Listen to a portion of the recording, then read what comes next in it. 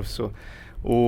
A sua tese de doutorado, né? Ela é pública, né? A gente acessando ali no Google é possível encontrar a tese. A gente deu uma lidazinha assim parcial sobre ela e achamos muito interessante porque na semana passada nós trouxemos aqui uma psicóloga, né?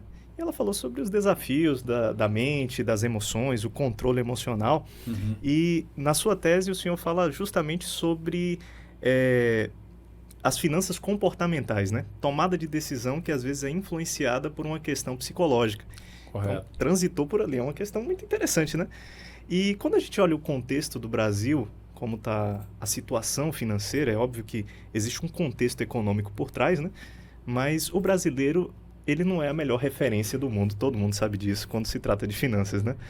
Existe alguma questão emocional, assim, mais pujante, digamos assim, mais corriqueira entre os brasileiros que faz com que eles tomem decisões financeiras equivocadas ou transitem por lugares meio tenebrosos, né, das finanças aqui no Brasil? Tem alguma coisa nesse sentido aqui? Bom, primeiro, né, não sei se isso serve de conforto ou não, né? A questão da influência emocional, comportamental sobre as decisões financeiras não é uma exclusividade do contexto brasileiro. Isso acontece no mundo inteiro porque isso é natural, é da natureza do ser humano, né? Nós naturalmente somos essa combinação entre razão e emoção. E isso está envolvido em todas as decisões que você toma no seu dia a dia, inclusive nas decisões financeiras que muita gente acha que são decisões estritamente racionais, ponderadas e tal. Não, tem muita emoção nesse contexto, nesse processo. Agora, o que é que ocorre? A tomada de decisão, ela sempre, quando envolve dinheiro, ela sempre... você sempre está em busca de atender expectativas. Você tem projetos, né? Então, por exemplo, na hora que um empresário, um empreendedor, ele monta um negócio, ele tem, antes de uma decisão que ele pensa assim, caramba, eu vou investir nesse projeto, ele tem um aspecto de autorrealização, né? Um sonho, algumas coisas que faz com que muitas vezes ele seja, por exemplo, excessivamente otimista, né? Ele está tão confiante que aquilo vai dar certo que ele acaba não desenvolvendo algumas táticas ou algumas estratégias que possam protegê-lo de um contexto adverso, porque ele está extremamente otimista. Então, por exemplo, excesso de otimismo é uma coisa que acontece muito nos tomadores de decisões em finanças, né? E não apenas nos empreendedores, também no mercado financeiro, tá? Quem investe no mercado de ações, no mercado de criptoativos agora, né, que está tão falado, muitas vezes toma decisões motivadas por um excesso de otimismo.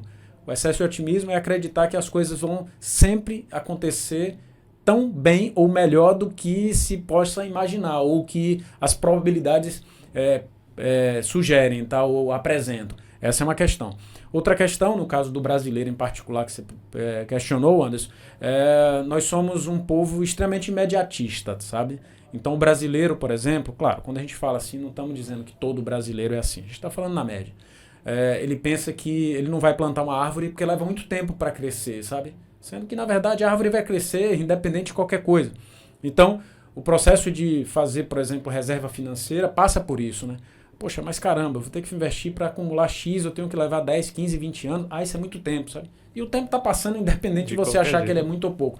E aí quando você pisca os olhos, você descobre que passaram 5 ou 10 anos que você já poderia ter iniciado aquele projeto que você postergou, por exemplo, pelo excesso, nesse caso não é o excesso de otimismo, mas o imediatismo, né? O imediatismo. Tanto é que é por isso que o brasileiro aí sim é um dos povos que mais caem em armadilhas financeiras no mundo, tá? O brasileiro é muito fácil em cair em armadilhas financeiras. Só para vocês terem ideia, eu era pequeno, né, quando isso aconteceu, né? Mas eu acho que vocês também, né? Quando aquela pirâmide financeira do... Eu não sei nem o nome, tá vendo? Pra vocês terem bom, Telex Free aí, tá vendo? Free. Olha como o pessoal sabe, tá vendo? Não é da minha época, não. Vocês Eu nem era viram, nascido. Nunca entrei. Vocês viram aí, né, pessoal? Eu só joguei aqui o verde, né? E vocês viram que eu colhi madurinho aqui, né? Eu O fui Telex no Free Google. foi desenvolvido fora do Brasil para fazer sucesso no Brasil, porque o brasileiro parece que tem uma atração, né, por esse tipo de armadilha financeira. Todo dia tem golpes as mais diversas. E agora no mundo virtual, então, né, esses golpes eles são constantes. E o brasileiro ele se sente atraído por isso, exatamente pelo senso de imediatismo e aquela coisa de, né, talvez achar que é fácil ficar rico da noite pro dia, né?